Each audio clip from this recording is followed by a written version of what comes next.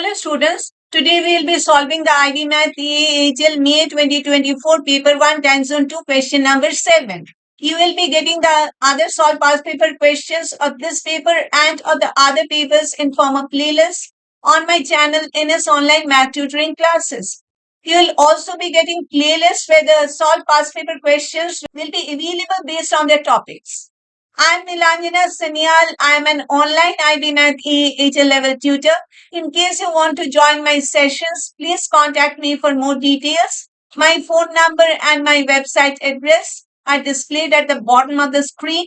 So without any further delay, let us start answering question number 7. The maximum mark is 7.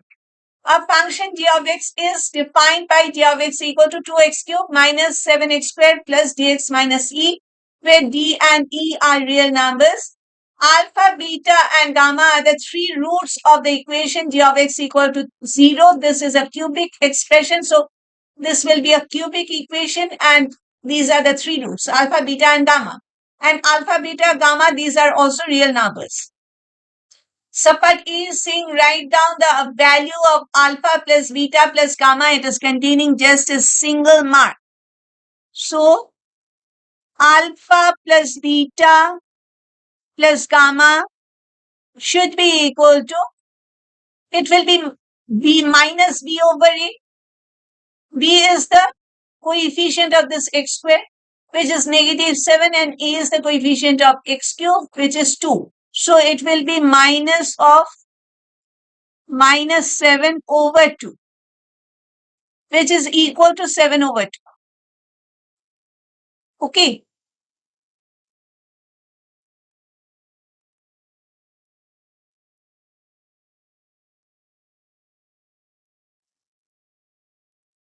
So this is the answer for the subpart E. A function h of z is defined by h of z equal to 2z to the power of 5 minus 11z to the power of 4 plus rz to the power of 3 plus sc square plus tz minus 20, where r, s, and t are also real numbers. Alpha, beta, and gamma are also the roots of the equation h of z equal to 0. It is given that h of z equal to 0 is satisfied by the complex number z equal to p plus 3i. Sapat B's question is show that p equal to 1.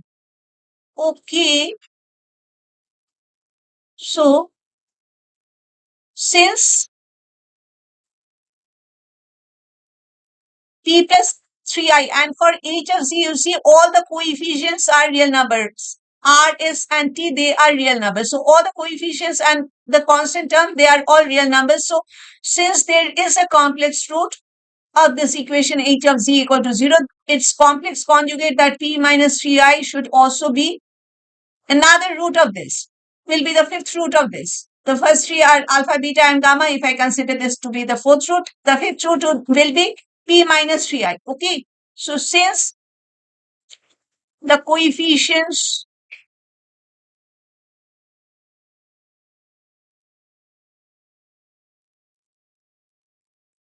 and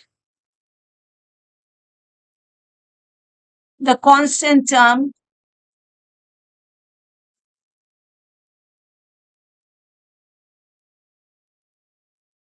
of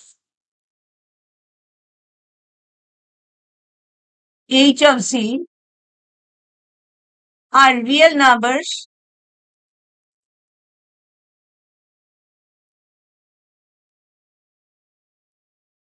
therefore,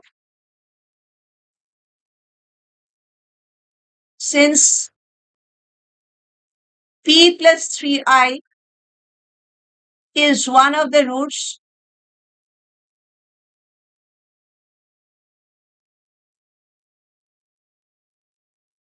p minus 3i will also be a root.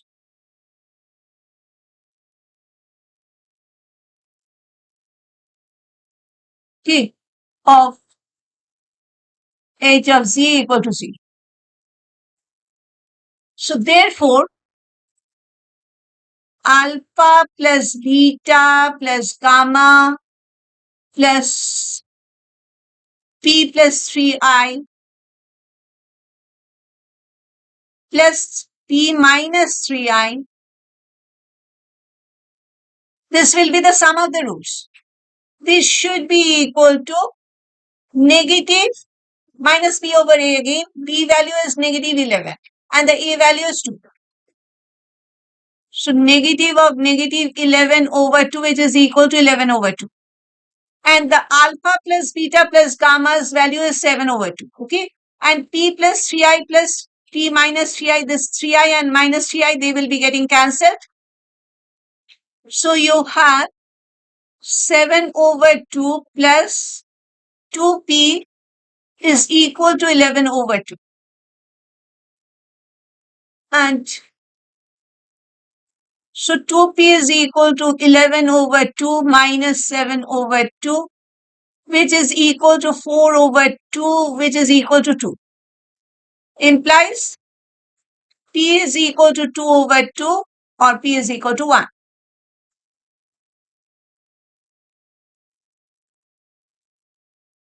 Okay. Shown. It is now given that h of half is equal to 0 and alpha and beta are positive integers. Alpha is less than beta and gamma is a rational number. Subpart C is having two further subparts. Subpart I is saying find the value of the product alpha times beta. Okay. Okay. So now I can see that I have to use the product of the roots formula. So alpha, beta, gamma, and 1 was P plus 3I, and now we know the value of P, it is 1. So I'll be writing 1 plus 3I and 1 minus 3I. This should be equal to negative 1 to the power of the degree of this expression is 5. 2z to the power of 5. So it is minus 1 to the power of 5. And it will be the constant term divided by the coefficient of the highest power of the variable. So it is minus 20 over 2. Minus 1 raised to the power of 5 is minus 1 times minus 20 is plus 20 divided by 2 is equal to 10. Okay.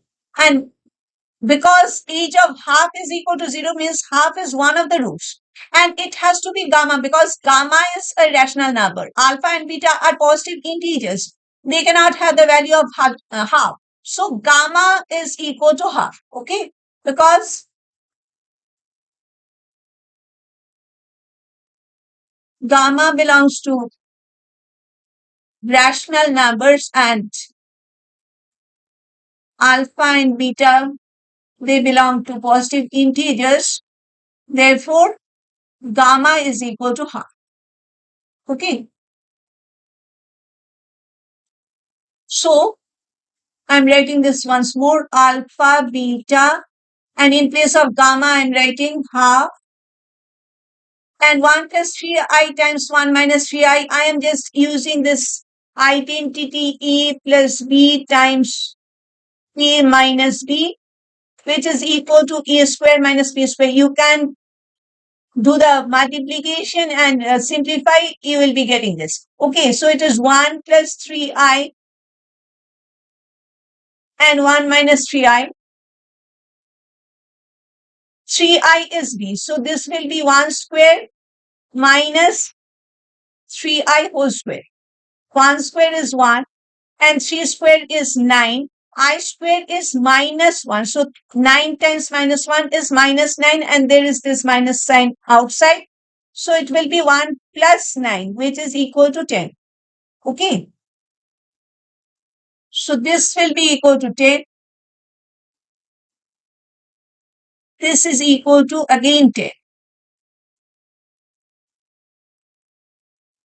So alpha beta is equal to 10 over 5 or 2. So find the value of the product alpha beta, it is equal to 2.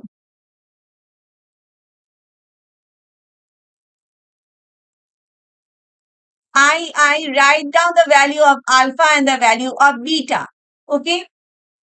There is a shortcut method. I'll be showing you both the methods in fact. So the shortcut method is, they are saying that alpha and beta are positive integers. So since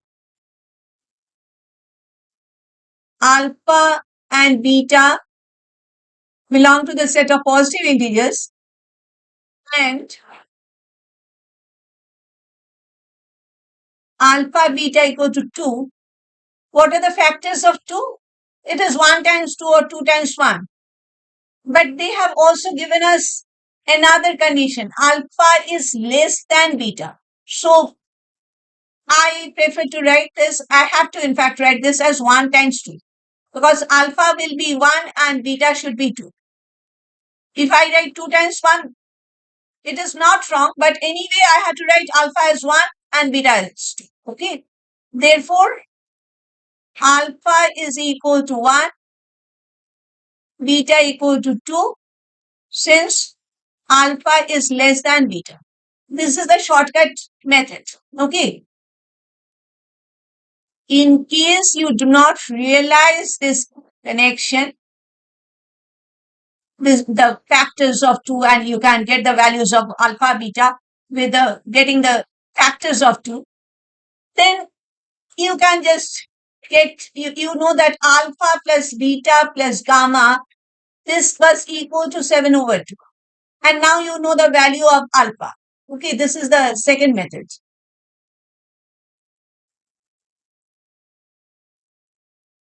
So alpha plus beta will be equal to 7 over 2 minus half, which is equal to 6 over 2, which is 3.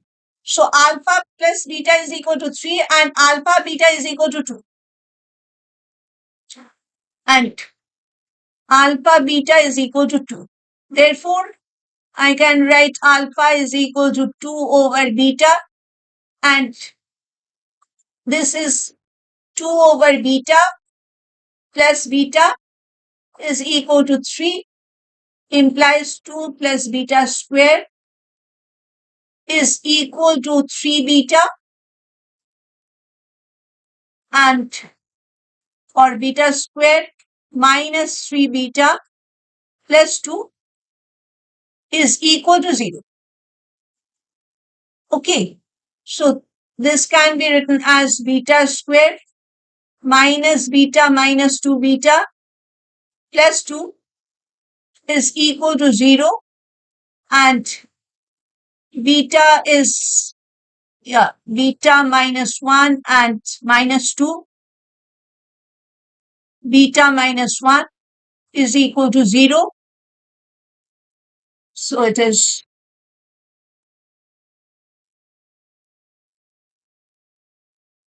beta minus 1 and beta minus 2 equal to 0, implies beta equal to 1 or beta equal to 2. Therefore, when beta equal to 1, alpha equal to 2 over beta. So 2 over 1, therefore alpha is equal to 2. Rejected, because alpha is less than beta. Okay. So when beta equal to 2, alpha equal to 2 over beta, which is 2 over 2, equal to 1. So again, you are getting the same two values, alpha equal to 1 and beta equal to 2. This is a one-step answer. In case you do not realize this connection between alpha and beta, you have to do these steps. It will be taking some more time. And of course, time is very precious during the time of examination. But in any case, you cannot afford to leave this question. It is a very easy question. Okay. So thank you for staying with me till the end. Please like and share this video in case you have liked my explanation. And please subscribe to my YouTube channel in case you have not subscribed to my channel till now. Your liking, sharing and subscribing means a lot to me. It will be helping me a lot. And we meet very soon in our next session. We'll be solving the question number 8 of the same paper. Till then, bye.